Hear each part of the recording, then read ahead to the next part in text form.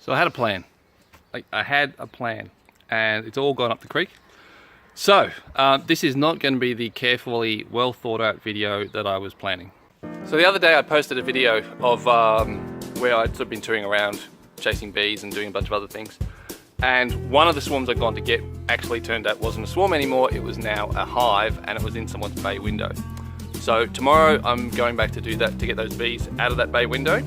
And to do that I really want a bee vac. So the mission for today, so it's ready for tomorrow, is to get a bee vac driven by Sarah's Uncle Max's cordless vacuum, some flexible hose that we had out in the shed, and a bunch of new bits and pieces, plus wood, wood from around the place, and we're going to have a bee vac, functioning bee vac, for tomorrow. At least that's the plan. So before I do the bee vac box, I thought I'd better pick out the hive body that I was going to be using. Unfortunately, all these dovetailed boxes that I've been making, I've used the good ones. And these are sort of the ones that need a bit of work, or there's something wrong with them, or they're just not as good. And I'm worried that these little air gaps won't give me the control over the vac that I want. Now, you don't need much suction with a bee vac, otherwise you end up with bees, lots and lots of bees in two pieces. But I do want it to control, especially because it's such a little vacuum. So I've had this recovered Oregon that I've had lying around for a while. So I think I'm going to quickly whip some boxes up with that. But it's recycled stuff, so nails. Now, I was checking this out before. I thought they'd all been taken out, but there's another one left in. That would have been horrible for my saw. So don't tell Sarah, but I had intended this wood to be used for shelves, but oh well, needs must.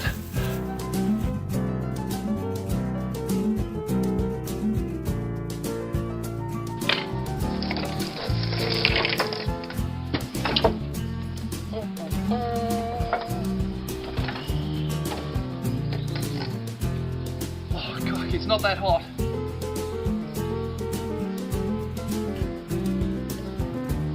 But it's warm. So most of this build is really just building boxes, and when you're just screwing them together like this, it's a lot faster than doing them with the dovetails. Normally I wouldn't worry sealing the air gaps in the corners because I let the bees do that.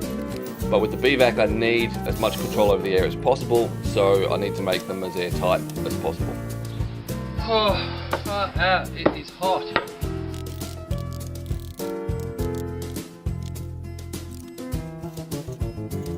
This box is going to be the suction box. The deeper body of this box needs a little bit of extra help on the jig, hence the clamp at the top. Now, I love using hand tools, just for the sheer joy of it. They're just a pleasure to use. But sometimes they're not only the funnest tool to use, they're the best tool to use. So first of all, with my scrub plane and then one of my Japanese planes, I trimmed this box to level really, really quickly. Where doing it with a machine tool, with a power tool, first of all, very easy to stuff up and a lot of extra setup time. Whereas with the hand tools, just pick them up, use them, get it done.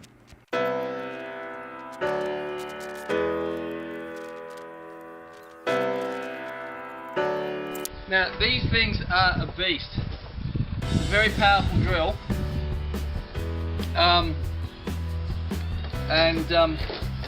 With all this, length of, diameter of hole saw, it's really interesting to hold. So, I am going to, I want that on an angle, I want this secure. Do not want it moving on me. Okay.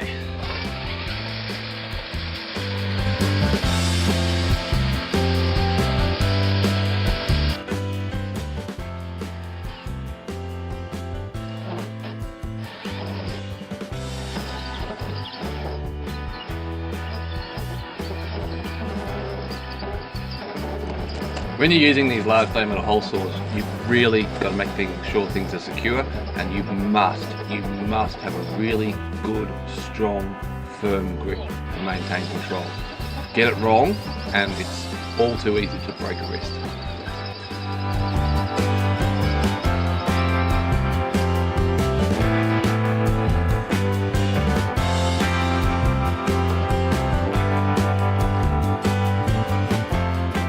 I think that's an easy way of doing it.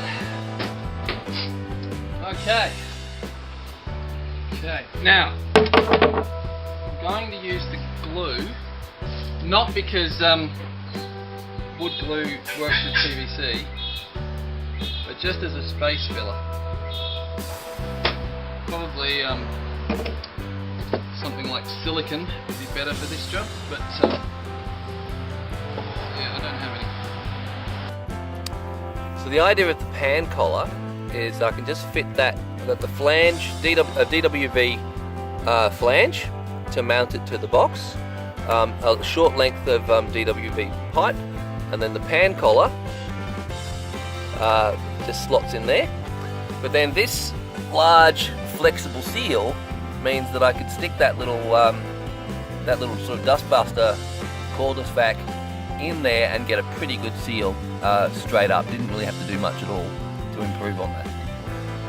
Now I've been told that with bee vacs it's very easy to kill bees, and if the suction is too strong, you get lots of bees in two pieces. I have this scrap of profiled wood here, and it's got these little ridges along it.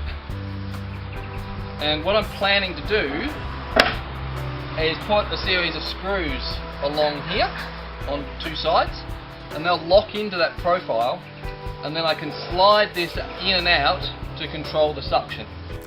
But since I don't know how much I'll need to reduce the suction, but I haven't actually drilled any holes behind this piece of wood. I'll take my drill with me, and if I need to reduce the suction, I'll knock the slide out of the way, drill a hole, and then partially close it. As many holes as I need to, as much as I need to open it up. Just gives me the flexibility, and also means that I'm not creating a hole if it turns out that I don't need to reduce the suction, because the vacuum I'm using is a very small vacuum.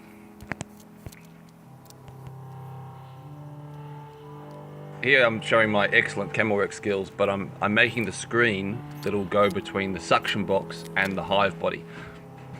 This will keep all the bees in the hive body and stop them going, into the vacuum cleaner. Alrighty, nippy.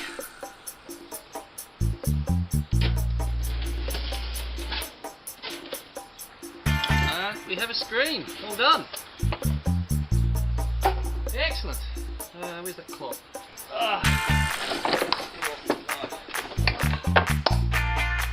Beautiful. Okay, that goes there, that goes there, that goes there, that goes there.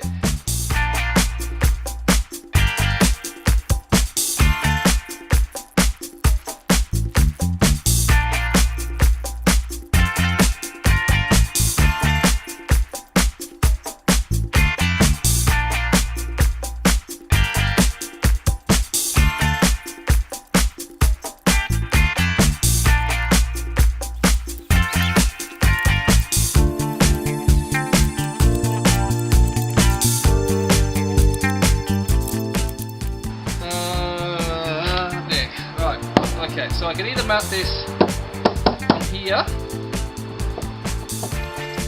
or in this getting tired, or in the side. Now the advantage of the side is that it's solid wood, much more secure. Whereas here, explain why this is in a later video, but you don't want to mount it in the top.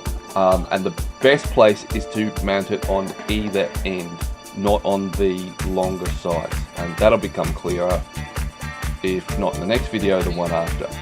The top, I think, would be really handy. I want the strength of the side fitting, so that's what we're going to go with. Don't tell me that I'm using my wood chisels for this. Actually, that would be a good one. The bees have got to pass through this fitting, so I'm just knocking out the grill that is in part of the plug fitting, and then also making it smooth so there's no rough edges that they might get caught on as they go past.